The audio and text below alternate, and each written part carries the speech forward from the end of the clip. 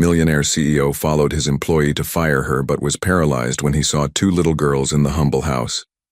Before we dive into the story, drop a comment below and tell us where you're watching from. Enjoy the story. The shrill alarm pierced the darkness of the small bedroom, echoing off the bare walls. Jessica Hayworth opened her eyes with effort, her body heavy with exhaustion before the day had even begun. Through the window, the first hints of dawn barely illuminated the tiny apartment she shared with her 6-year-old twin daughters. Another day, she whispered to herself, careful not to wake Zoe and Harper, who were curled up together under a thin blanket on the mattress beside her. The sight of them sleeping peacefully, unaware of the crisis looming over their heads, made her heart ache and strengthen simultaneously. Jessica shivered as she placed her bare feet on the cold floor. The heating had been inconsistent lately, another bill she couldn't afford to pay in full. She pulled on a worn sweater and made her way to the kitchen, her movements automatic after years of the same morning routine. Opening the nearly empty cupboard, she confirmed what she already knew. A half loaf of bread, some peanut butter, and a few servings of pasta remained. The refrigerator was equally barren. A small carton of milk, some apples, and leftover beans. She'd been stretching every dollar for weeks now, but there was no stretching what wasn't there. We'll figure something out, she promised herself as she started brewing the last of the coffee. The rich aroma filled the small space, momentarily masking the scent of mildew from the bathroom's persistent leak. As the coffee brewed, Jessica leaned against the counter and closed her eyes. 2 years had passed since Connor's sudden death. A car accident that had taken him instantly, leaving her alone with 2 4-year-old girls and a mountain of medical debts. No life insurance, no savings, just memories and his old guitar collecting dust in the corner. Mommy? Zoe's sleepy voice broke through her thoughts. The little girl stood in the doorway, rubbing her eyes, her blonde hair a tangled mess around her face. Good morning, sweetheart. Jessica smiled, pushing aside her worries. Did you sleep well? Zoe nodded and padded across the room to wrap her arms around Jessica's legs. I'm hungry. Breakfast is coming right up. Let's see if your sister's awake, okay? Harper appeared moments later, clutching her tattered stuffed rabbit. Unlike her more outgoing twin, Harper was quieter, more observant. Her eyes, Connor's eyes, seemed to see right through Jessica's brave facade. Can we have pancakes, Mommy? Harper asked hopefully. Jessica's heart sank. No eggs, no milk, no pancakes. Not today, sweetheart, but we have peanut butter toast. And maybe we can do pancakes this weekend. A promise she had no idea how to keep. The girls settled at the small table while Jessica prepared toast, cutting each piece into triangles the way they liked.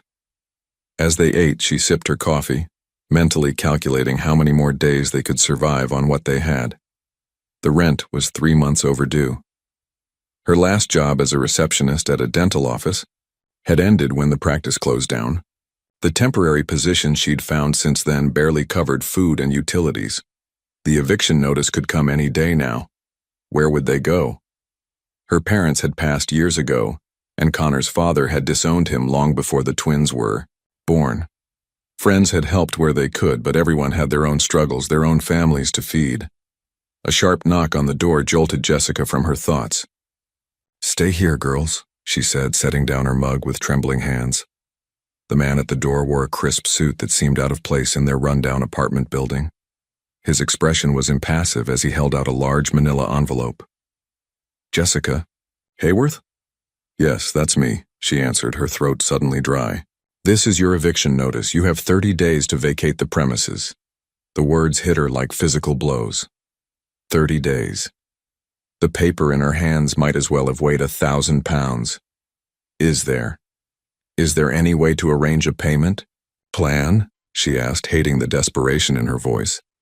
That would be between you and the property owner, ma'am. Sterling Properties has been quite clear about their position on delinquent accounts. Sterling Properties. The name made Jessica's stomach churn. Connor had mentioned that name before, always with bitterness. His father's company. Thank you, she managed to say, closing the door before her legs gave out. She slid down against the door, clutching the envelope to her chest, struggling to breathe. 30 days to find a new place. 30 days to come up with first and last month's rent, a security deposit. Impossible. Mommy? Harper's small voice came from the kitchen doorway. Are you okay? Jessica quickly wiped her eyes and forced a smile. Yes, baby, everything's fine. Just some boring grown-up papers. But Harper's eyes lingered on her face, too perceptive for a 6-year-old. Zoe appeared behind her sister, both of them watching Jessica with innocent concern that broke her heart. All over again. Did we do something wrong? Zoe asked in a small voice.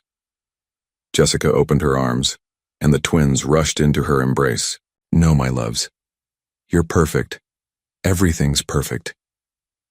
She held them tightly, breathing in the scent of their hair, their innocence. I promise, she whispered. I'll figure something out. But as the girls returned to their breakfast, Jessica stared at the eviction notice, wondering if this was finally the promise she wouldn't be able to keep. Across town in a sleek glass skyscraper, Maxwell Sterling reviewed financial reports while sipping his third espresso of the morning. At 65, he commanded his real estate empire with calculated precision from his corner office, where floor-to-ceiling windows showcased the city he helped shape. Your 9 o'clock canceled, Mr. Sterling, his assistant Rebecca announced, placing a folder on his immaculate desk.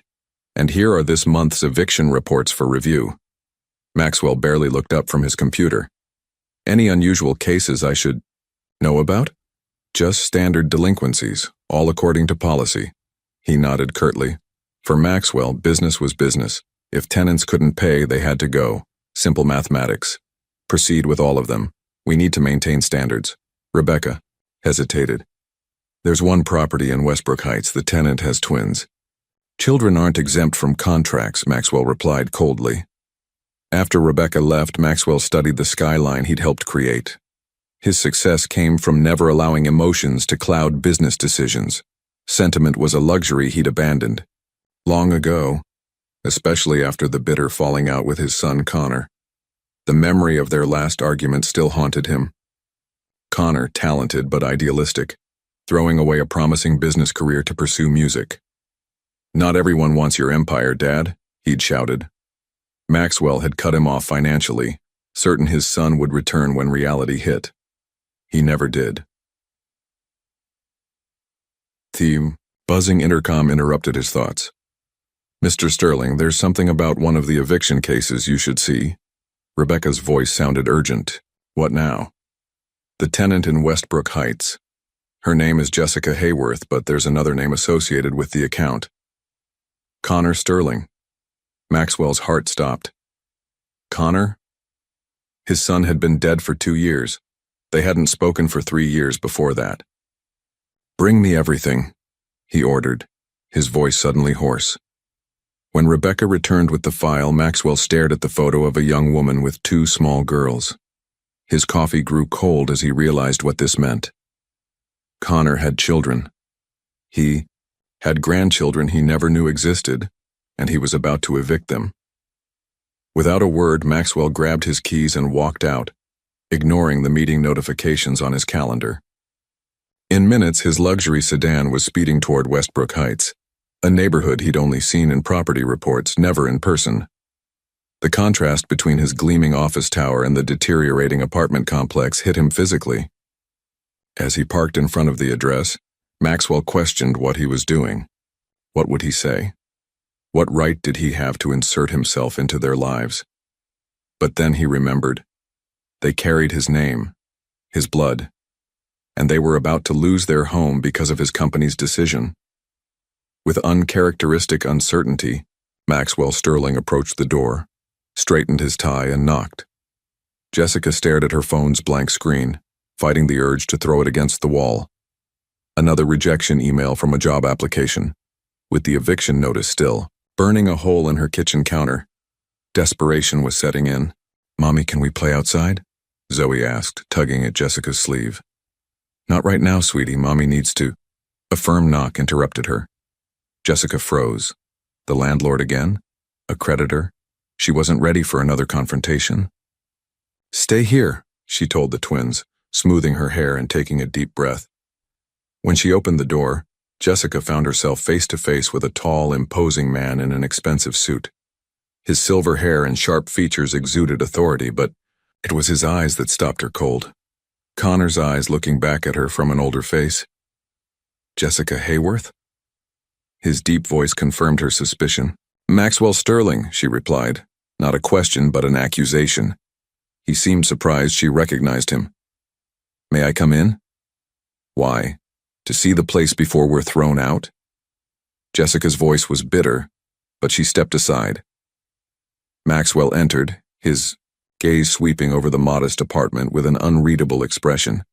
Before either could speak, two small figures appeared in the hallway. Who are you? Zoe asked boldly, while Harper hid partially behind her sister. Maxwell stared at the twins, his composed facade cracking. The girls had Connor's eyes, his dimples. He started, then faltered. Are you the man from Mommy's pictures? Harper asked quietly. Jessica stepped between them. Girls, please go to your room for a minute. But Mommy, Zoe protested. Now, please. Once they disappeared, Jessica turned to Maxwell. What do you want? The eviction notice was perfectly clear. Maxwell remained focused on the doorway where the twins had stood. They're Connor's daughters. Yes. Your grandchildren. The ones you never knew existed because you cut your son out of your life. Her words hit their mark. Maxwell's jaw tightened. I didn't know Connor had children. Would it have mattered? Jessica challenged. The silence between them was deafening. I came to tell you the eviction has been... Maxwell cleared his throat. That is, there's been a mistake. Jessica laughed humorlessly. No mistake, we can't pay, you're a businessman. It's just ironic that your company is evicting your own grandchildren. Maxwell studied her with newfound intensity. How did Connor die? The abrupt question caught Jessica off guard. Car accident, 2 years ago. Something flickered across his face, regret perhaps.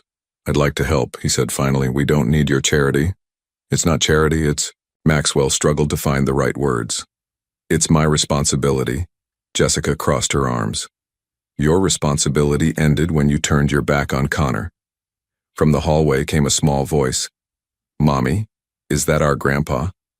Both adults turned, to see Harper peering around the corner, eyes wide with curiosity. In that moment, the mighty Maxwell Sterling looked utterly lost for the first time in decades. The question hung in the air between them. Is that our grandpa? Jessica's instinct was to protect her daughters from this man who had caused Connor so much pain. But before she could answer, Zoe joined her sister in the hallway. You look like Daddy in the pictures, Zoe stated matter-of-factly, studying Maxwell's face with unnerving intensity. Maxwell seemed frozen, his usual commanding presence diminished by the innocent observation. Jessica watched emotions play across his face. Shock, recognition, and something she hadn't expected. Vulnerability. Girls, Jessica said gently, this is Mr. Sterling. He was your daddy's father. So he is our grandpa, Zoe exclaimed, her face lighting up with excitement. Harper remained partially hidden, watching Maxwell with cautious curiosity. Why haven't we met you before? The question pierced the room like an arrow. Maxwell looked to Jessica, clearly unprepared for the directness of a child's inquiry. Maxwell cleared his throat. I live very far away. That's not... Jessica began, then stopped herself. This wasn't the time for that conversation. Maxwell knelt down awkwardly, bringing himself to the twins' eye level, a gesture so unlike his boardroom demeanor that Jessica couldn't help but stare. I didn't know about you two, he said softly. Your daddy and we didn't talk for a long time. Harper stepped forward slightly. Did you have a fight? Maxwell nodded slowly. Yes, a very big one. Daddy said fighting is okay if you say sorry after, Zoe informed him solemnly. The simplicity of the child's wisdom seemed to cut through Maxwell's carefully constructed walls. For a moment, Jessica thought she saw moisture in his eyes before he blinked it away. That's very wise, he managed to say. Jessica placed her hands on the girl's shoulders. Why don't you two go play with your blocks? I need to talk to Mr. Sterling alone. Once the twins retreated to their room, Jessica turned to Maxwell, arms crossed defensively. Let's be clear. Whatever you're thinking of doing, whatever guilt has suddenly hit you after seeing them, it doesn't erase what happened with Connor. I understand that, Maxwell said quietly. Do you? Because Connor waited for years for some sign that you regretted what happened. He checked the mail every birthday, every Christmas, nothing. Maxwell's posture stiffened. Connor was the one who walked away. Because you gave him an impossible choice. Your way or nothing. Jessica's voice rose slightly before she controlled it, mindful of the girls. And now you show up because what? You've discovered you have adorable grandchildren? I came because I discovered my company was evicting my son's family, Maxwell corrected her. Whatever happened between Connor and me, I never knew about the twins. Had I known, the unfinished thought hung between them. What do you want, Mr. Sterling? Maxwell straightened his suit jacket, composing himself. I want to help. I can offer you a position at Sterling Properties. Administrative work. Jessica's surprise must have shown on her face. Not charity, he added quickly. Real work with fair compensation. Before Jessica could respond, Harper peeked around the corner again, her eyes meeting Maxwell's. Are you going to visit us again? She asked quietly. In that moment, Jessica saw something change in Maxwell Sterling's expression, the first genuine emotion she'd seen from him. Yes, he answered, if your mother allows it. Night had fallen by the time Jessica tucked the twins into bed. She kissed their foreheads, answered their endless questions about their newly discovered grandfather with careful half-truths, and promised tomorrow would be better. Will we see Grandpa again? Zoe asked, clutching her stuffed bear. Maybe, Jessica answered non-committally. Sleep tight, my loves. After closing their door, she collapsed onto the worn sofa, Maxwell's business card in her hand. The job offer replayed in her mind, along with his parting words. Think about it. For their sake, her pride screamed to tear up the card. Connor had suffered from his father's rejection, had built his life deliberately opposite to Maxwell's corporate world. Taking a job from the man who'd disowned her husband felt like betrayal. But the eviction notice on the counter told another story. 30 days. The twins deserve stability, security. Jessica's phone rang, displaying an unknown number. Hello? Ms. Hayworth, it's Maxwell Sterling. Jessica sat up straight. How did you get my number? I have resources. His tone was unapologetic. Have you considered my offer? It's been 6 hours, she replied tersely. In my experience, decisive people know their answer immediately. Jessica pinched the bridge of her nose. Your experience doesn't include single mothers facing eviction. Silence stretched between them before Maxwell spoke again, his voice softened slightly. Fair point. When can I expect your answer? I have questions first. This job, is it real or created for me? Will I report directly to you?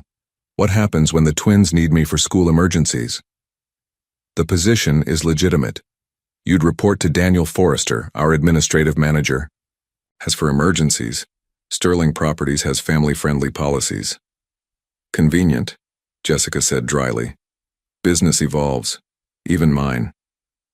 Maxwell paused. I'd like to know more about them. The girls. Jessica tensed. Why?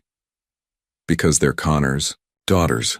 No, Jessica stood, pacing her small living room. You don't get to suddenly care about Connor's legacy now. Where were you when he needed a father? When he graduated? When he got married? When the twins were born? I made mistakes, Maxwell admitted, his voice uncharacteristically raw. Mistakes? Jessica laughed bitterly. You broke him.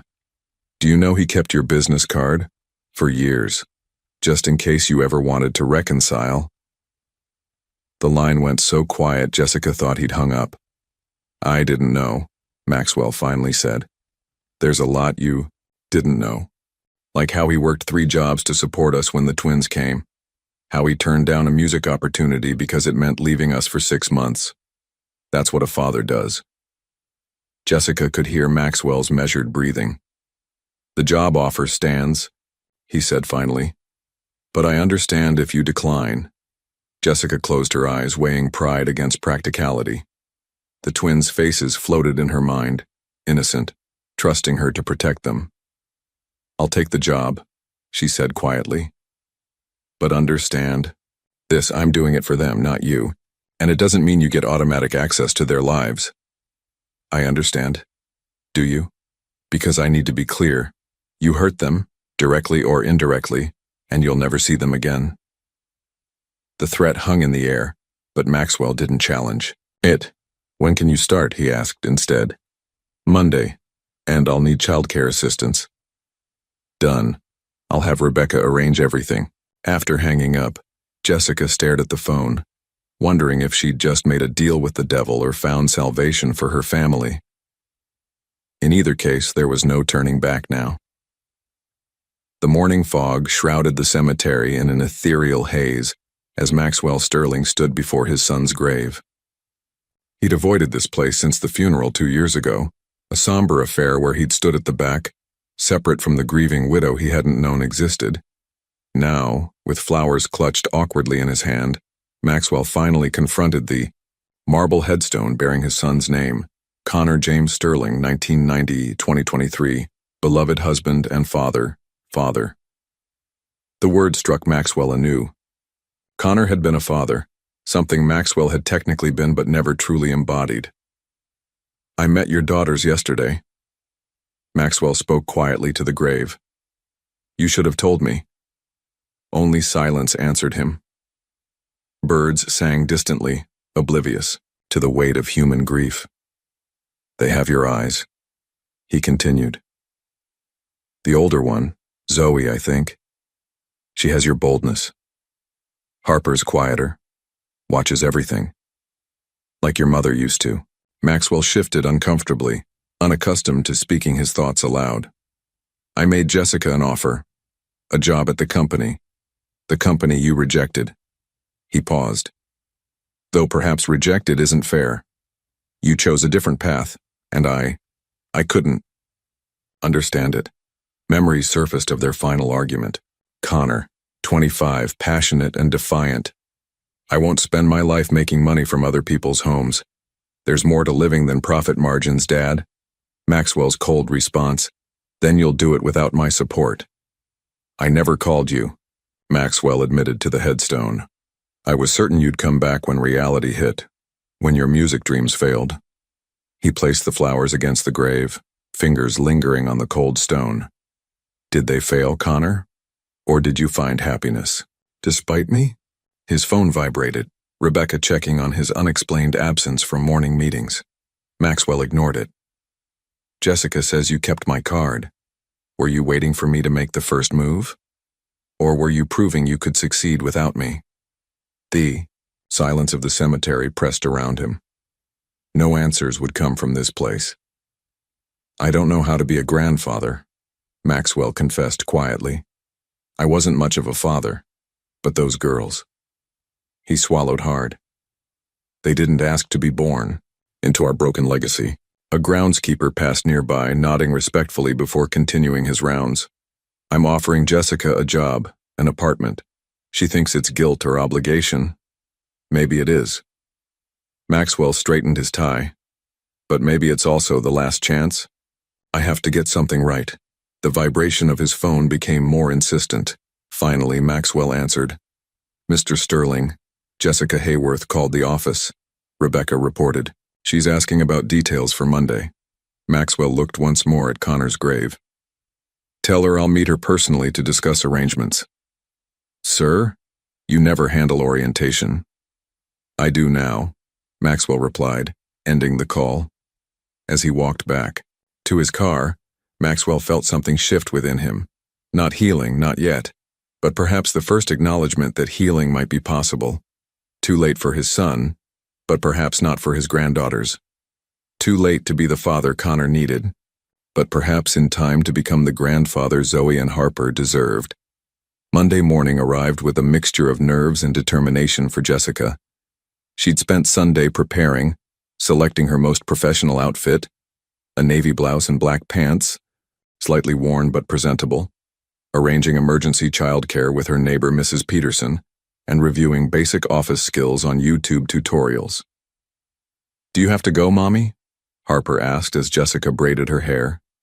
"Yes, sweetheart. Mommy has a new job that will help us keep our home." "With Grandpa?" Zoe interjected, already dressed and bouncing on her toes. Jessica hesitated. "At his company, yes." "Will we see him today?" Harper's question was quieter, more tentative. "I don't know," Jessica answered honestly, "but I'll be home for dinner and you can tell me all about your day with Mrs. Peterson." After dropping the twins off next door, Jessica caught the bus downtown. The Sterling Properties building towered over the business district, 40 floors, of gleaming glass and steel. Her stomach tightened as she approached the entrance. The receptionist looked up with practiced politeness. "May I help you?" "Jessica Hayworth. I'm starting today in administration." Recognition flickered across the woman's face. "Yes, Ms. Hayworth. Mr. Sterling is expecting you, 15th floor." Mr. Sterling personally? Jessica had assumed she'd be processed by HR. The elevator ride felt interminable. When the doors opened, Rebecca, Maxwell's assistant whom she'd spoken with by phone, greeted her. "This way, please. Mr. Sterling wanted to introduce you to your department personally."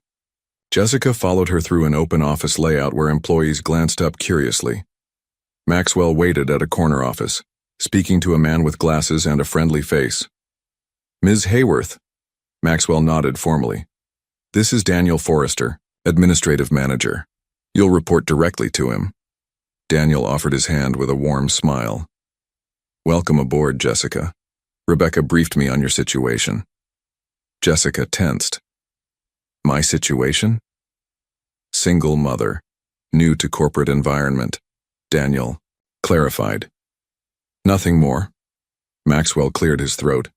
"Daniel will handle your orientation. If you need anything, Rebecca can reach me." "I'm sure I'll manage," Jessica replied coolly. As Maxwell turned to leave, she added, "Mr. Sterling, thank you for the opportunity. I won't waste it." Something shifted in his expression, not quite a smile but a softening. "I know you won't." Once Maxwell departed, Daniel led Jessica to a modest workstation. "Let's get you settled. Nothing too challenging today. Just systems training and paperwork." By lunchtime, Jessica's head swam with passwords, protocols, and procedures.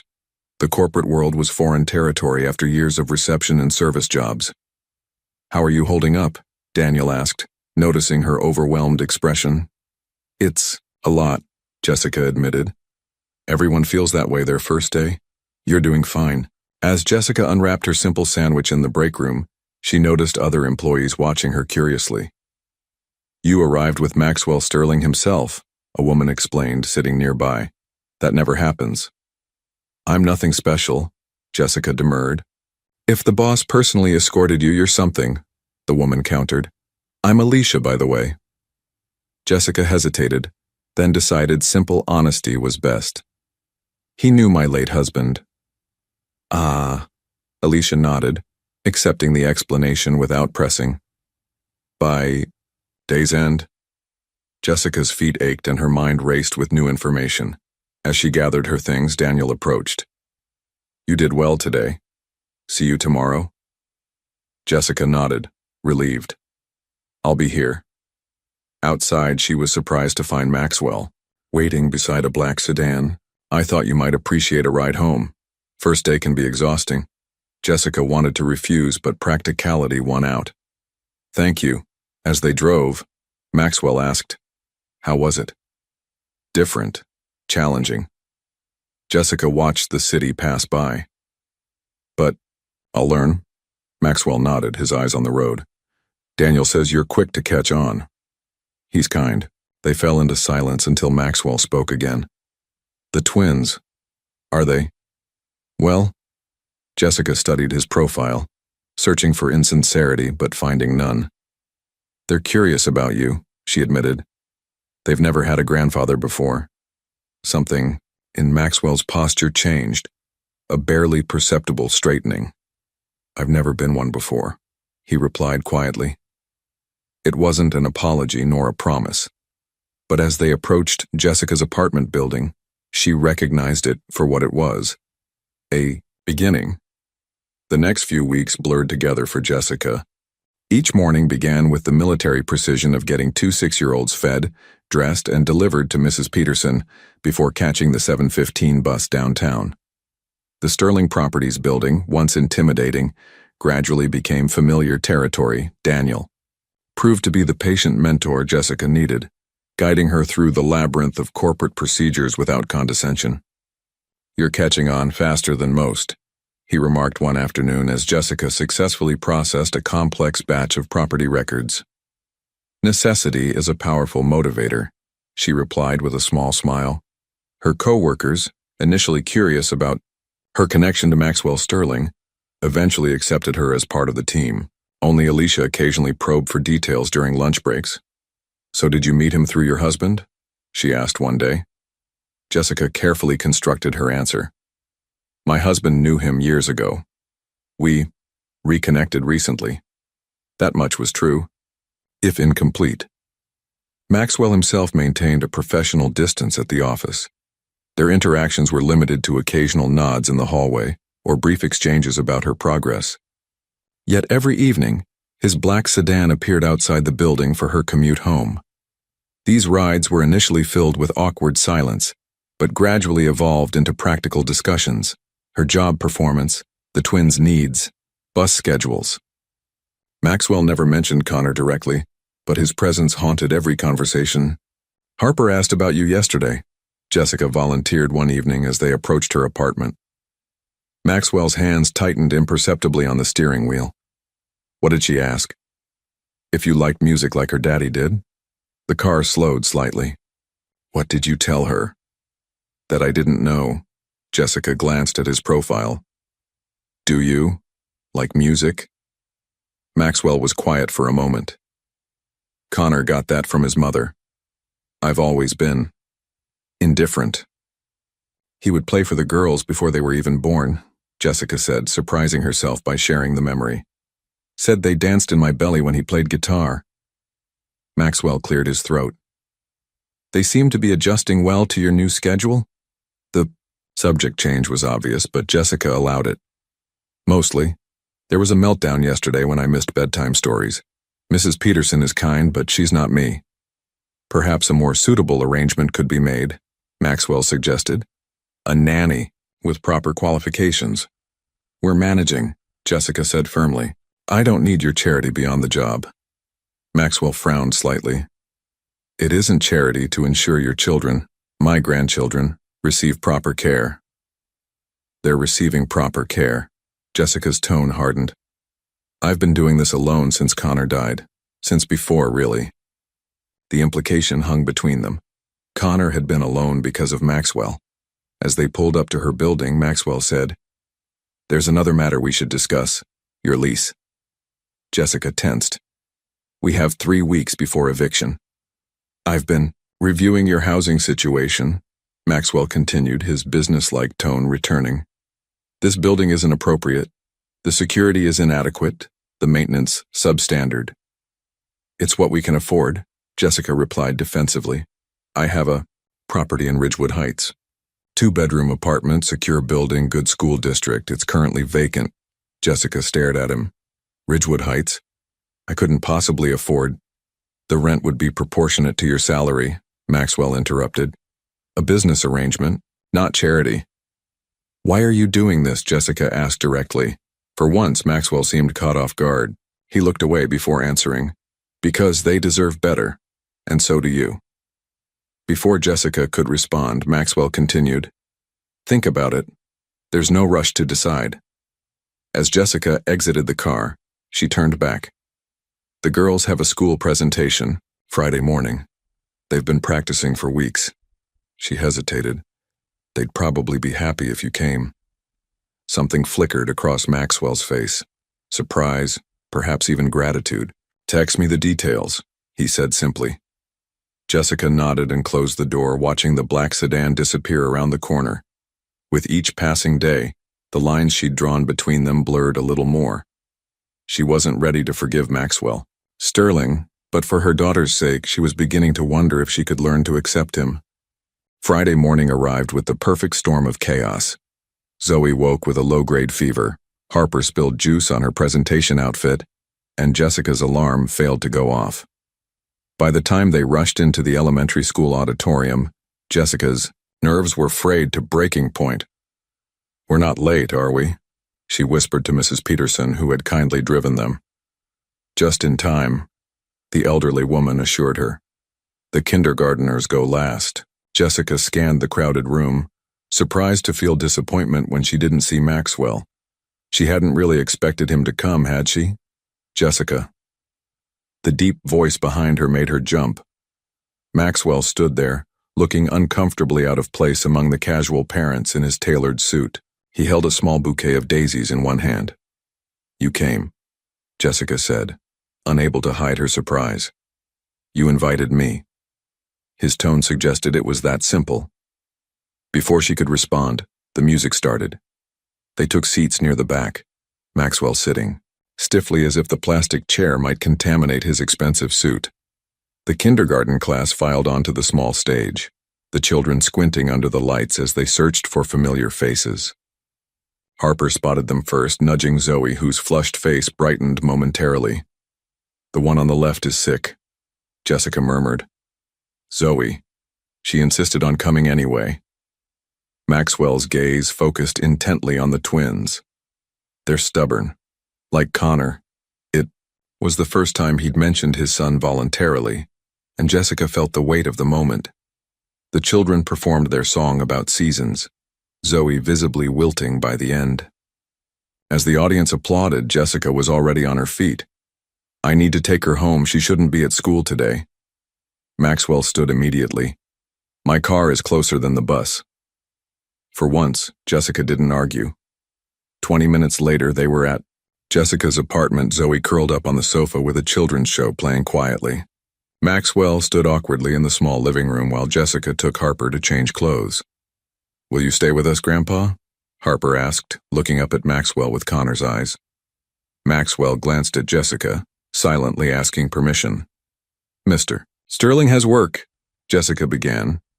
"Actually," Maxwell interrupted, checking his watch, "I cleared my morning schedule." Jessica raised an eyebrow but didn't object. While she settled Zoe with medicine and juice, Maxwell sat tentatively beside Harper, who had pulled out a coloring book. "Do you like to color, Grandpa?" Harper asked, offering him a crayon. "I haven't colored in a very long time," he admitted. "You stay in the lines better than Mommy," Harper observed seriously, as Maxwell carefully colored a dinosaur. From the kitchen doorway, Jessica watched the unlikely scene unfold. The mighty Maxwell Sterling, terror of the real estate world, coloring with painstaking precision while her daughter chattered away. There was something almost vulnerable in his concentration. When her phone rang, Jessica stepped into the kitchen to answer it. Daniel's voice sounded concerned. "Jessica, is everything okay?" Mr. Sterling canceled all his meetings without explanation. "Zoe's sick. He drove us home from the school presentation." A pause. "I see. Should I reschedule his afternoon appointments too?" Jessica glanced into the living room where Maxwell was now reading a story to both twins, Zoe having migrated to the couch beside him. "Let me ask him," she said, but as she approached, the scene before her made her hesitate. Harper was demonstrating how to make different voices for characters. Zoe, despite her fever, was giggling at Maxwell's awkward attempts, and Maxwell, his usual stern expression, had softened into something Jessica had never seen before. "I'll have him call you back," Jessica told Daniel, ending the call. Some barriers, she was beginning to realize, were perhaps meant to come down, after all. Jessica stood in the empty apartment, sunlight streaming through spotless windows. The space was modest by any normal standard. 2 bedrooms, a combined living and dining area, a kitchen with actual counter space. But compared to their current home, it felt palatial. "This is really within my budget?" she asked, running her hand along the smooth kitchen counter. Maxwell nodded, standing near the entrance with his hands clasped behind his back. The rent will be proportionate to your salary. I've had the paperwork prepared. He gestured to a folder on the counter. Jessica flipped through the documents, searching for the catch, the fine print that would reveal this as another power play. Instead, she found a straightforward lease at a rate she could manage, even with her new salary. Why? She asked, looking up at him. Maxwell's expression remained neutral. Because living conditions affect performance, it's a business decision. Is that really all it is? For a moment, something flickered in his eyes, discomfort at being challenged, perhaps. The twins deserve better than that apartment building. Jessica closed the folder. And if I were to miss a payment, would you evict us as efficiently as your company tried to before?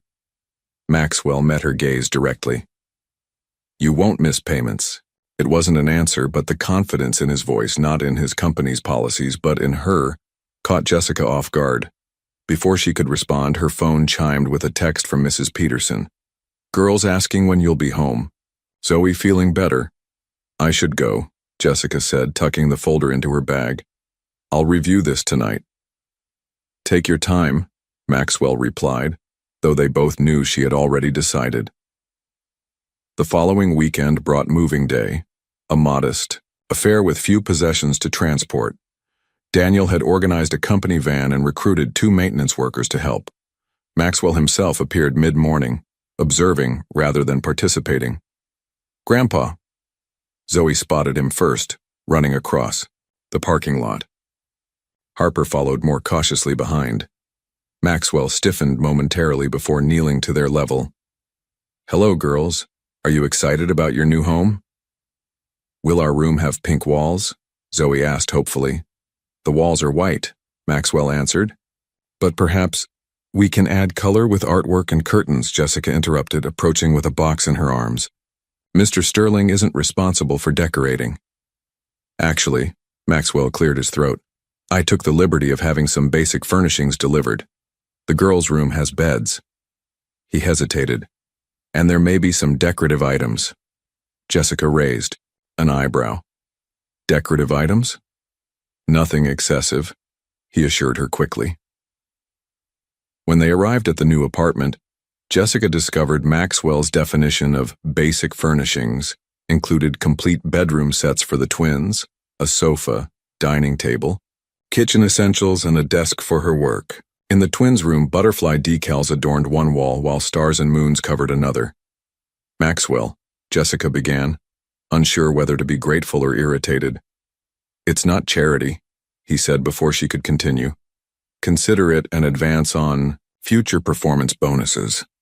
The twins' squeals of delight as they discovered their new space made argument impossible. Harper ran her hand over the soft purple comforter on her bed, while Zoe bounced experimentally on hers. Our own beds, Harper marveled. No more sharing. Jessica felt a lump in her throat. Their excitement over something so basic, something most children took for granted, highlighted just how much they'd gone without. Maxwell stood in the doorway, watching their reactions with an expression Jessica couldn't quite decipher. When Harper ran over to hug his legs, he froze momentarily before awkwardly patting her head. Thank you, Grandpa, Harper said solemnly. Yes. Well? Maxwell adjusted his tie. Every child needs a proper bed. That evening, after the twins were asleep in their new rooms, Jessica sat on the balcony, paperwork spread before her in the warm evening air. The lease, employment contract, and various forms created a paper trail of her growing connection to Maxwell Sterling. 6 weeks ago, he'd been just a name, Connor's estranged father, a corporate villain. Now he was their landlord, her boss, indirectly, and the grandfather her daughters were quickly growing attached to.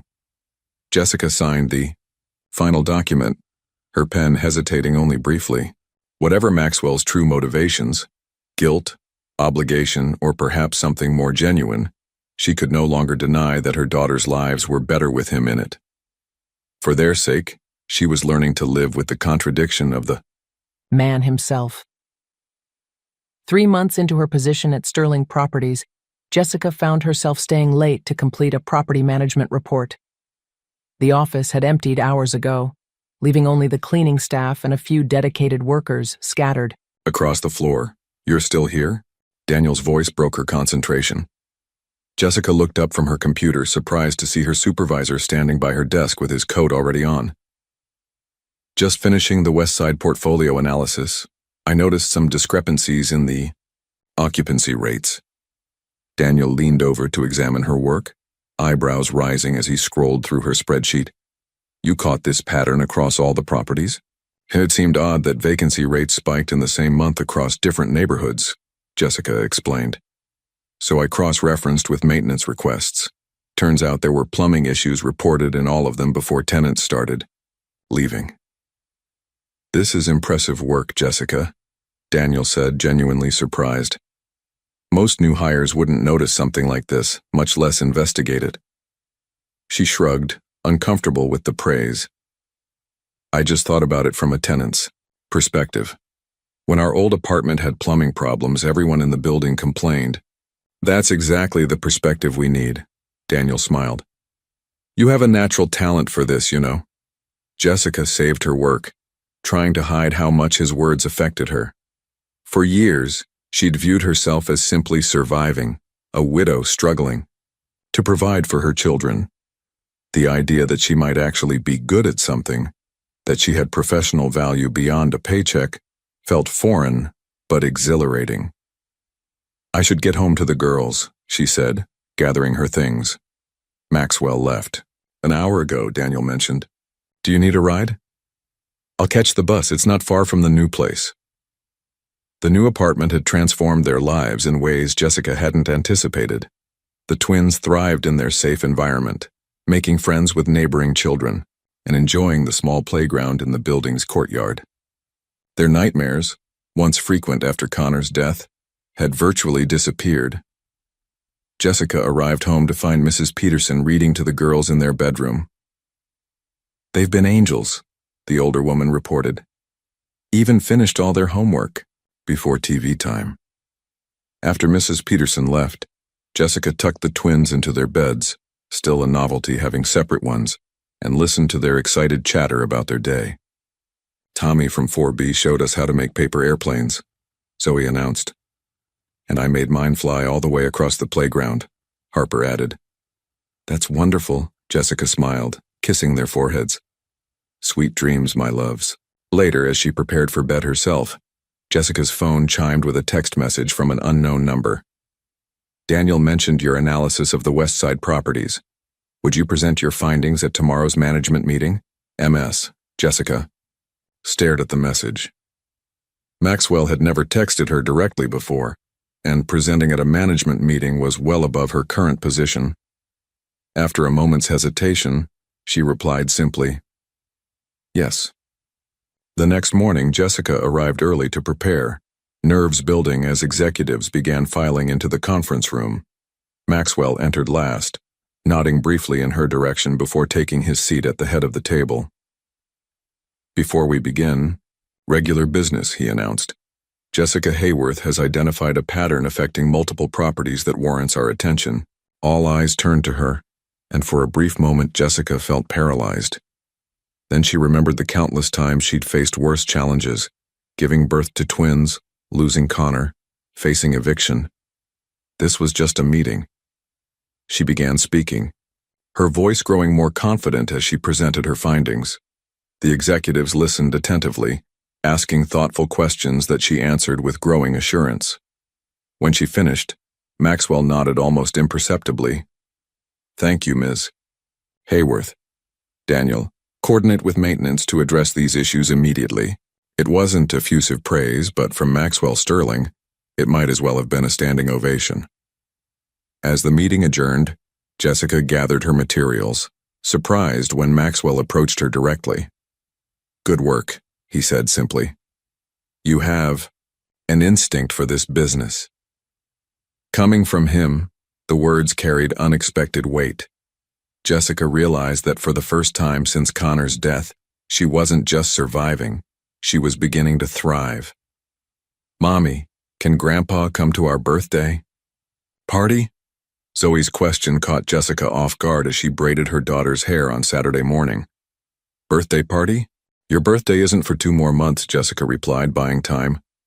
Harper looked up from her drawing at the kitchen table. But we need to plan it now. Ms. Wilson says proper parties need planning. Jessica smiled at her daughter's serious expression. Ms. Wilson, their first-grade teacher, was big on planning and preparation. Well, we'll have to see. Grandpa's very busy with work, Jessica hedged. But he's the boss, Zoe reasoned. Can't he tell people he has important grandpa business? Jessica chuckled despite herself. The twins had become increasingly attached to Maxwell over the past months. What had begun as occasional encounters had evolved into semi-regular weekend visits. Maxwell had even attended a school function last month, sitting uncomfortably among the other parents but visibly proud when Harper received a reading award. Her phone buzzed with a text message. Would Saturday lunch be convenient? There's a matter I'd like to discuss.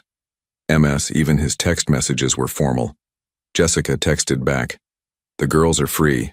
Noon? The response came quickly. I'll pick you up at 12. When Jessica told the twins, they erupted in excitement, rushing to choose their outfits while debating what restaurants might have the best desserts. Precisely at noon, Maxwell's car pulled up outside their building. The twins raced down to meet him, with Jessica following behind. Good afternoon, Maxwell greeted them, opening the car doors. He was dressed more casually than usual, a button-down shirt without a tie and dark slacks instead of a full suit. Where are we going, Grandpa? Harper asked as they settled in. I thought we might try Harrison's. They have a garden area. Maxwell replied, glancing at Jessica for approval. She nodded, surprised by his consideration. Harrison's was upscale but family-friendly, a perfect middle ground between Maxwell's usual haunts and the cheerful chain restaurants the girls preferred. At the restaurant, they were seated in a pleasant courtyard beneath flowering trellises. While the twins exclaimed over the menu's illustrations, Maxwell cleared his throat. There's something I wanted to discuss, he began, directing his words to Jessica, but including the girls with his gaze. Jessica tensed slightly. What is it? I've purchased a lake house about an hour outside the city, Maxwell stated. Nothing extravagant, but it has a dock and a small beach area. I thought perhaps you and the girls might like to spend a weekend there. The summer heat in the city can be oppressive. Jessica blinked in surprise. This wasn't about work or financial arrangements. This was purely personal. A social invitation, a step beyond their careful detente. A beach? Zoe's eyes widened. With swimming? A shallow area, yes, Maxwell nodded. And there are kayaks. Harper looked thoughtful. Can we stay overnight, like camping? There are proper beds, Maxwell assured her.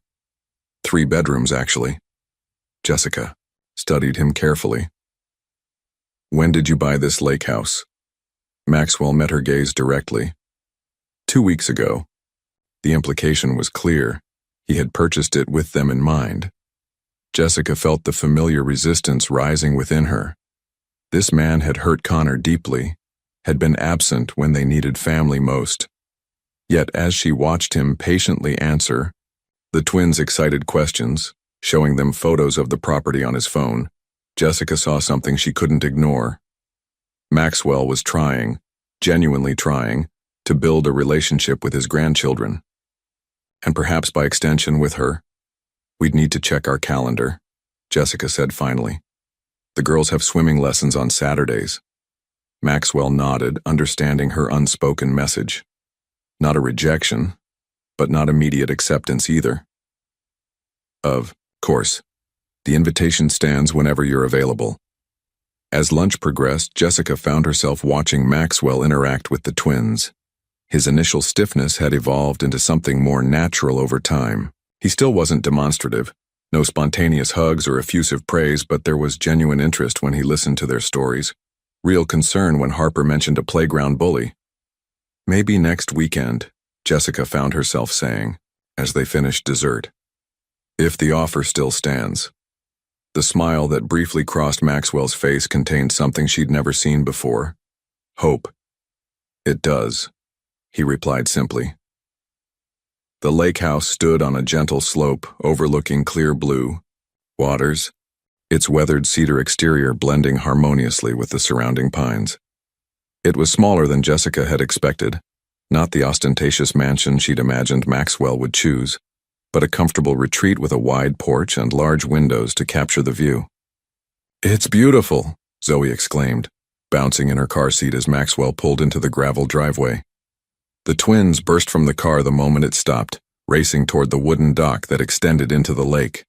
Jessica called after them, "Stay, where I can see you." "They'll be fine," Maxwell said, retrieving bags from the trunk. "The property is fenced and the water is shallow near the shore." Jessica nodded, though her maternal instinct remained on high alert. "This place isn't what I expected." "What did you expect?" Maxwell asked, handing her a tote bag. "Something showier. More Maxwell Sterling."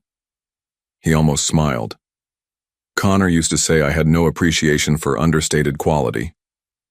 The mention of Connor, offered voluntarily, without tension, caught Jessica by surprise. Throughout their complicated relationship, Maxwell had carefully avoided discussing his son.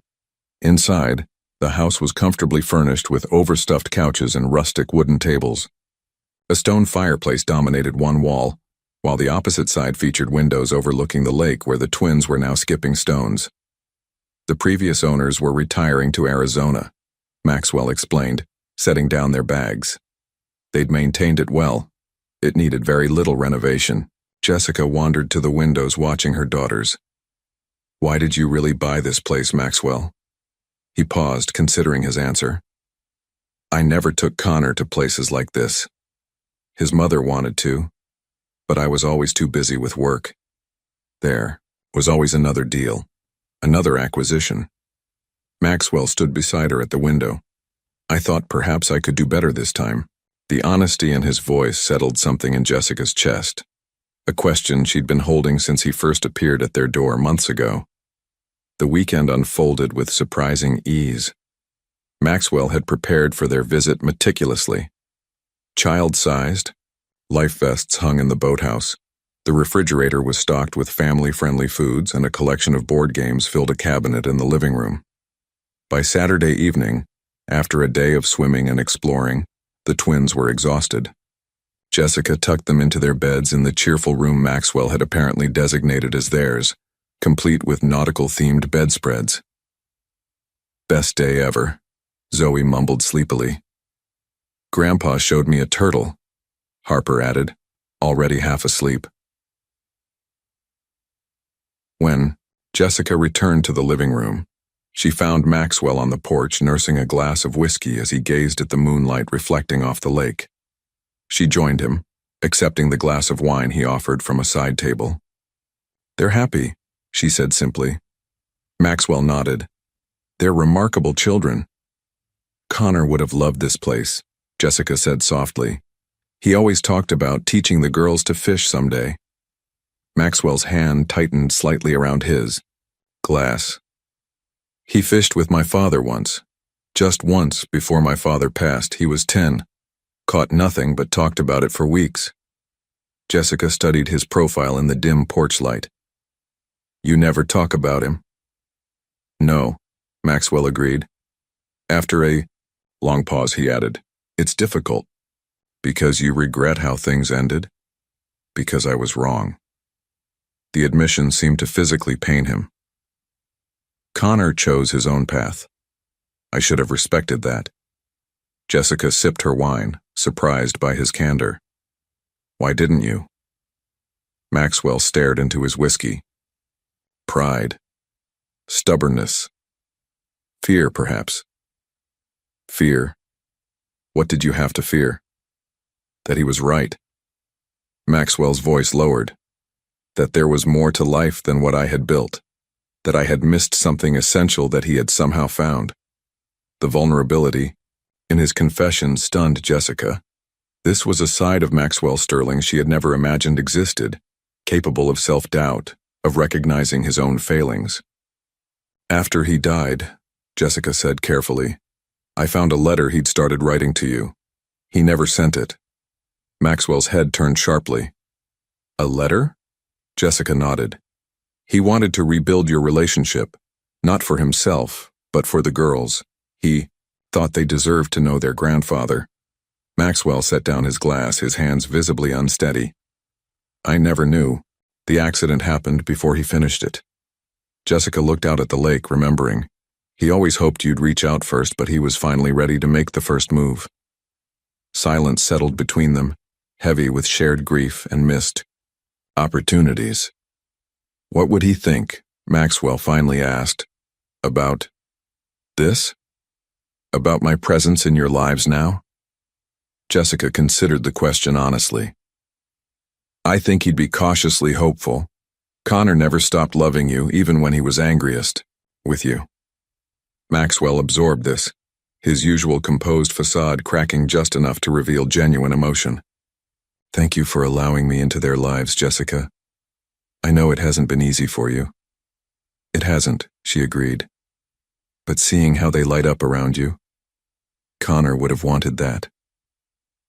As night deepened around the lake house, something shifted between them. Not forgiveness exactly, but understanding. The shared love of a man they had both lost differently, and the shared love of the two little girls sleeping inside who carried his legacy. Hold the handlebars steady, Harper. Maxwell called, jogging alongside the wobbling bicycle. His usually immaculate appearance was transformed. Sleeves rolled up, a light sheen of sweat on his forehead, and uncharacteristic excitement in his voice. Jessica watched from the apartment, complex's courtyard bench, still processing the scene before her. Maxwell Sterling, feared real estate mogul, teaching her daughter to ride a bike on a Sunday afternoon. It wasn't just the activity that surprised her, but the two brand new bicycles. He'd arrived with an hour earlier. Look, Mommy, I'm doing it, Harper called triumphantly as she pedaled a few feet unassisted before Maxwell caught her. You're a natural, he encouraged, his hand hovering near her back. Zoe bounced impatiently nearby. My turn next, Grandpa. These bikes must have been expensive, Jessica said when Maxwell approached during a water break.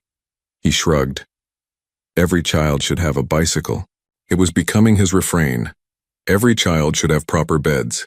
Every child should have winter boots. Every child should have art supplies. Each statement a subtle acknowledgement of what his own son might have lacked. Not materially, but in attention and support. You don't need to buy their affection, Jessica said gently. Maxwell looked startled. I'm not trying to. I know, she interrupted, but you already have it. Just being here means everything to them. He considered this, watching. Zoe practiced balancing. I missed so much with Connor, he said quietly. First steps, first words, all delegated to nannies while I built my empire. You're here now, Jessica said simply. Their relationship had evolved significantly since the lake house weekend 2 months ago. Maxwell now regularly spent Sunday afternoons with them, and the twins had visited his office several times after school. To Jessica's surprise, even her co-workers had adapted to seeing Maxwell Sterling with 2 small girls trailing behind him through the corporate corridors. Daniel mentioned you're being considered for the assistant property manager position, Maxwell said, changing the subject. Jessica nodded. He brought it up last week. It would mean more responsibility, better pay. You've earned it. Your performance evaluations are exemplary. It's not because of. Jessica hesitated. Our connection? Maxwell raised an eyebrow. Quite the contrary. I specifically instructed Daniel to treat you as any other employee. Your advancement is based solely on merit. Before Jessica could respond, Zoe called out, Grandpa, watch me. Maxwell immediately returned to his granddaughter, leaving Jessica to reflect on how much had changed. 6 months ago, she'd been facing eviction, struggling to feed her children. Now she had stable housing, a promising career, and, most surprisingly, family support. That evening, after Maxwell had left and the twins were asleep with visions of bicycle adventures dancing in their heads, Jessica found herself looking through old photos of Connor. His smile, so similar to Harper's, beamed back at her from their wedding day.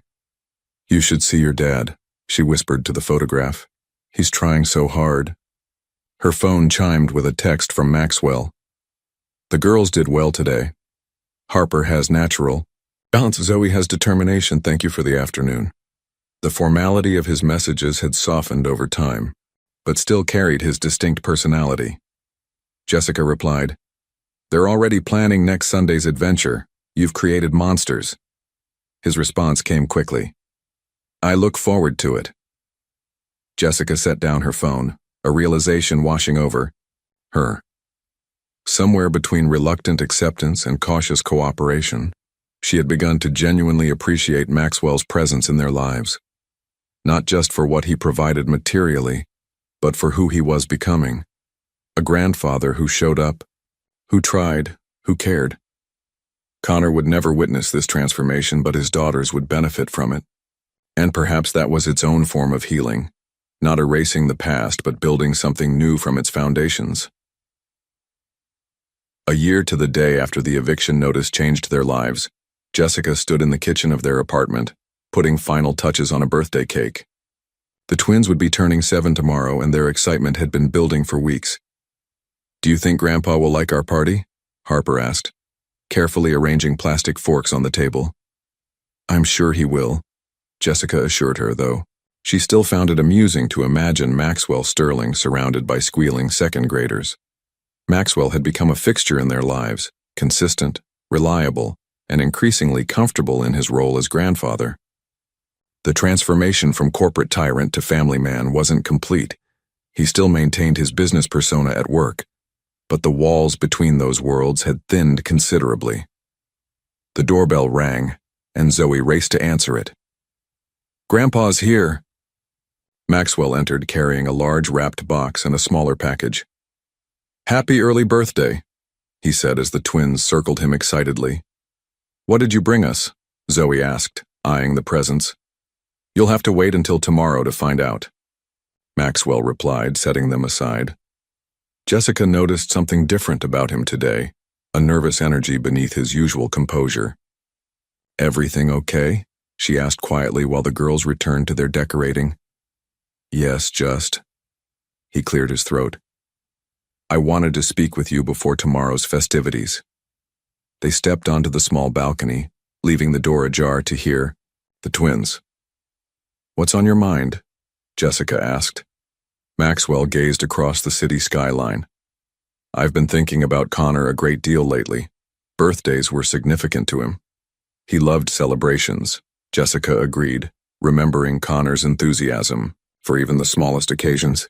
"I have something for the girls." Maxwell's voice grew quiet. "I'm not certain if it's appropriate." Jessica had never seen him seek approval this way.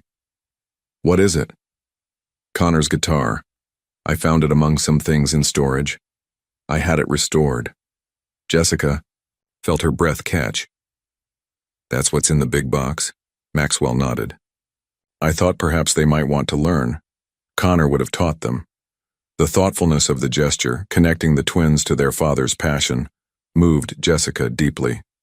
"They'll treasure it, Maxwell. Truly." He seemed relieved. "There's something else." He handed her the smaller package. "This is for you." Curious, Jessica unwrapped it to find a framed photograph she'd never seen before. Connor as a teenager, playing guitar on what looked like the lake house dock, his face young and carefree. "I didn't know you had this," she whispered. "It was taken the last summer we spent together as a family before." Maxwell didn't finish the sentence. He didn't need to. "Before the arguments, before the estrangement. Thank you," Jessica said simply, touched by the gift and what it represented. Maxwell nodded, then added, "I've established trust funds for the girls' education. Nothing extravagant, but enough to ensure they have options when the time comes." Year ago, Jessica would have refused such assistance. Now she understood it for what it was, not control or obligation, but love. "Connor would be grateful," she said, "and so am I." From inside came shrieks of laughter as the twins chased each other around the living room. The sound drew a small smile from Maxwell, a genuine expression that had become less rare over the months. "I never imagined this," he admitted quietly. "A second chance at family." Jessica touched his arm lightly. Sometimes life's greatest gifts come from our deepest wounds. As they rejoined the twins inside, Jessica watched Maxwell kneel down to help Harper with a particularly challenging balloon. In that moment, she realized they had all come full circle, from strangers bound by loss to a family connected by love. The man who had once been merely Connor's estranged father, then an unwelcome intruder, had become something unexpected, a pillar of support, a trusted friend, a beloved grandfather. Some journeys begin with an ending. Theirs had started with an eviction notice and a confrontation, but where it led, to healing, to connection, to belonging, was something none of them could have foreseen that desperate morning a year ago. And as Maxwell helped Zoe hang streamers from the ceiling, his expensive suit forgotten in favor of family chaos, Jessica knew that Connor would be smiling down on them all,